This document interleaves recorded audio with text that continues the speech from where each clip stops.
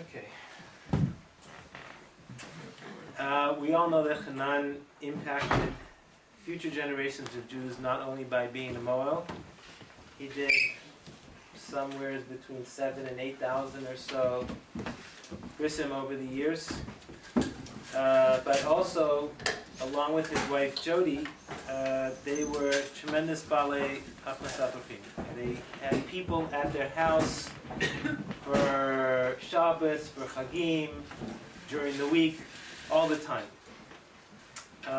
Their Shabbos table was famous. It's an open door policy. People could come, and people did come. People with invitations, people without invitations, everybody was welcome with open arms at their table. And hundreds and hundreds and probably thousands of people over the years spent time, some again and again, and some once at the feld table on Shabbos. And they were influenced by this to come close to Torah. So even after his Patira is leaving the world, and his neshama went up on high, he continues to have an effect, have influence on people. And I want to say that Yonim Schweig and his mother Tanya Schweig have been learning mishnayos this past year in memory of Hanan. And Yonim is going to share a bit of what he has learned with us now. Yonim?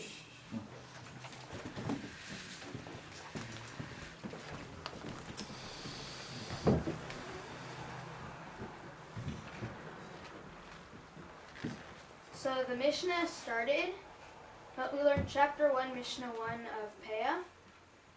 And it begins with Elu Devarim she'en lahem shiur.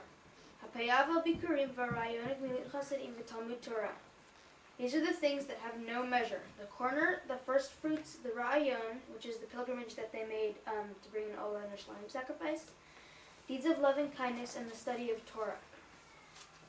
Elu devarim she'adam ochel pirotehen be'olam hazeh, ve'akeren kayemet lo le'olam haba.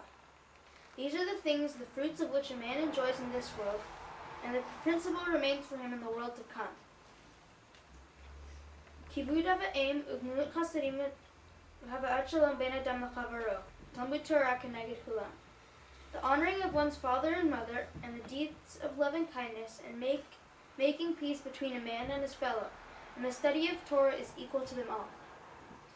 So, we're going to focus mainly on the first part of the Mishnah, where it says about that the Peah, Bikurim, and Ra'ayon don't have a limit. And so, we're going to skip a little bit to the next Mishnah, and it goes, Ein potchin lePeah mishishim. One should not give Peah less than 60. Ve'afal pi she'amru, Ein lePeah shiur. Hakol lefi godel hasadeh, lefi rov ha'anaim, lefi rov ha'anava.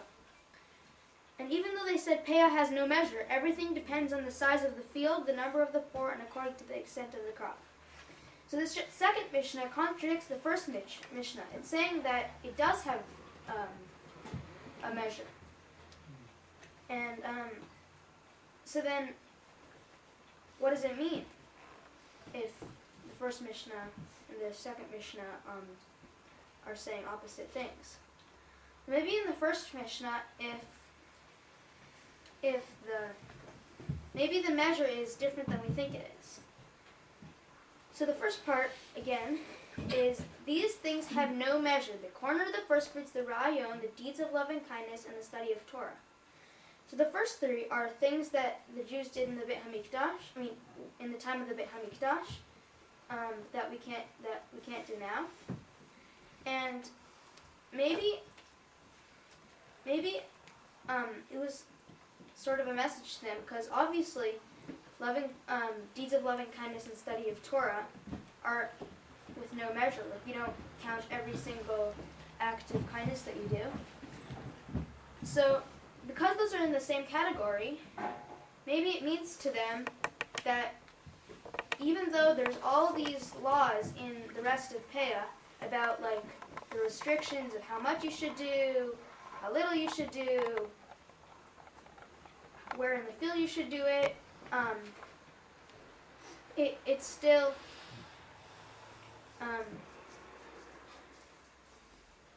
it goes with the second part, deeds of loving kindness and study of Torah, saying that they should that it doesn't exactly have a measure, and that they should have it shouldn't have a measure like loving kindness in the study of Torah, and they should add it to the mitzvahs. And But there's no more spiritual. The first two things are not just physical. oh yeah, so the first three things aren't physical, and are physical, and the second ones are more spiritual than physical. They're physical too, but they're more spiritual. And so it's adding the spirituality that it's familiar in Gemilut Chasidim and Talmud Torah into the mitzvah of Peah, Bikurim, and Ra'ayon. So, because we don't have the Beit HaMikdash today, we can't do Peah, we can't do Bikurim, and we can't do Ra'ayon. But we can do Gemilut Chasidim and Talmud Torah. And since those are in the same category, if we do Gemilut Chasidim and Talmud Torah, it could count as maybe part of the, count for us as maybe doing Peah, Bikurim, and Ra'ayon, part of it. So the second part of the Mishnah says, Elu devarim she'adam ochel pirotehen be'olam hazeh v'hakeren kayemet lo le'olam haba. These are the things, the fruits of which a man enjoys in this world, and the principle remains for him in the world to come. The honoring of one's father and mother, and deeds of loving kindness, and making peace between a man and his fellow. It can't be by accident that it says the fruit of this world, because all of Peah is about the wheat, and the stuff that you're supposed to gather, and the fruit. So, and the fruit part in the second part of the Mishnah comes with honoring of one's father and mother, deeds of loving kindness, and making peace between a man and his fellow. So, it supports that, saying that we will gather the fruit of mitzvahs that we do, which are like the things that which are like the Peah, Bikurim, and Ra'ayon.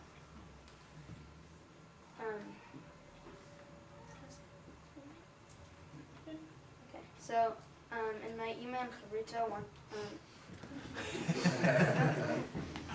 also wants to say a little bit.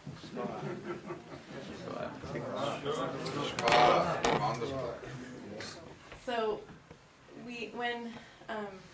when Hanan was in his last incredible time of preparing to leave the world, and I know he touched so many of us very deeply in the way that he shared the intimacy of his experience, and shared so much Torah as he was leaving, and I think that for the first time it was very clear to me, and it was something that my children and I spoke about a lot after he passed, but he made very clear to me that when we say that the hardest thing for a person who dies is that while they are, with Hashem, they are not able to do mitzvot. And I don't think I ever understood that fully until Hanan left. And so it was clear to us that the way that we could connect with Hanan and really just, help him out, really, was to do some mitzvah on his behalf. And it seemed like the least we could do. So it took us a while to figure out what that was going to be, but Neem and I had a Mishnah Chavrita going, starting with brachot, and we felt it was clear we upped our learning. We started learning in the car on the way to school as much as we could, and so we learned Peah in his name, and we will continue to do so. So I just, speaking with Tamar today, sort of understood something that she reminded me of in a new way. So we know that Peah is what you give to those people who have less than you have. And it's the fruit you leave for them. So a long time ago, back in 1990, I believe, when I first had come to Berkeley. I was a freshman at UC Berkeley. And I had no Torah. I was one of those really, really poor people with no Torah whatsoever. And I think it was probably Rosh Hashanah. In fact, I know it was Rosh Hashanah. And I wasn't doing anything. I wasn't home. I was just going to school. And I was living at Clark Kerr campus. And I was walking to school, to classes. And I saw across the street this frum-looking man holding the hand of a little boy. And years later, I realized it must have been Hanan, and probably David Yitzchak, judging by the timing of it.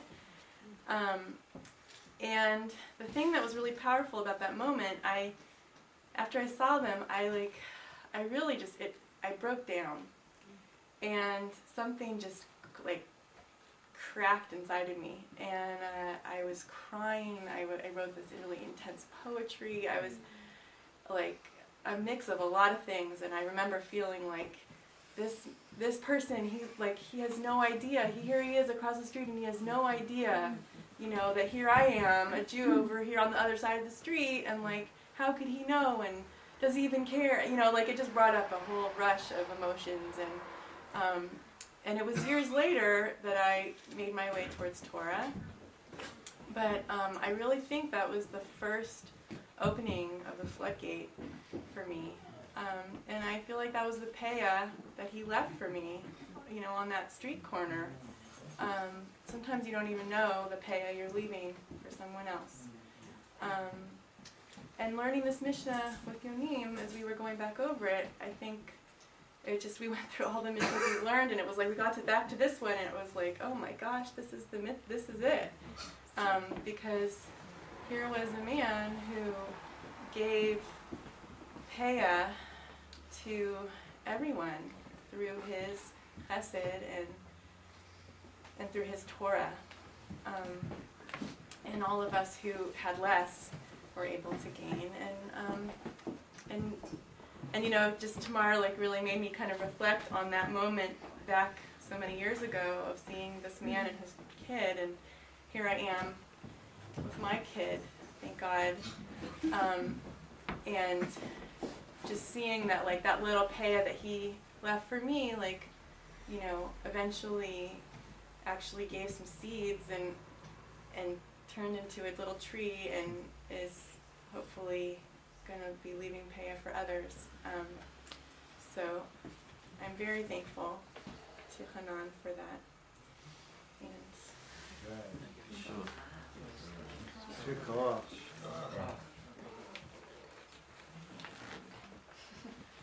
Shkar.